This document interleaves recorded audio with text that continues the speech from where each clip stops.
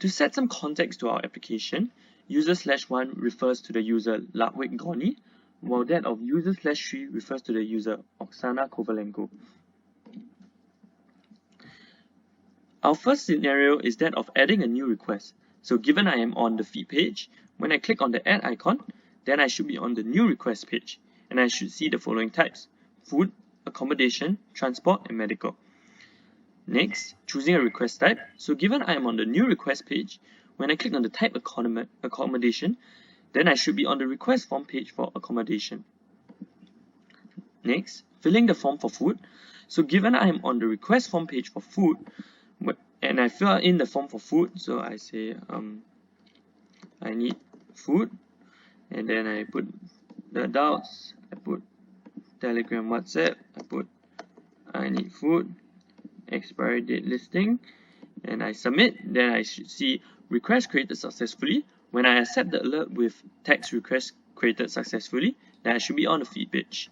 Next, filling the form for accommodation. So given I'm on the request form page for accommodation, when I fill in the form for accommodation, so I need accommodation, and I set the adults and children, and then I choose how I'll be contacted, and I put a description, so I need accommodation, and then I set the expiry date listing, and I press submit, and it says request created successfully. When I accept this alert, then I should be back on the feed page. Next, filling the form for transport. Given I'm on the request form page for transport, when I fill in the form for transport, so I need transport, and I put the number of adults, maybe one infant, and then I say from point A to point B. I choose how I'll be contacted, and then I put a description. I need transport, and then I set the expiry date, and I press submit. I'm alerted request created successfully. When I accept the alert, then I should be back on the feed page.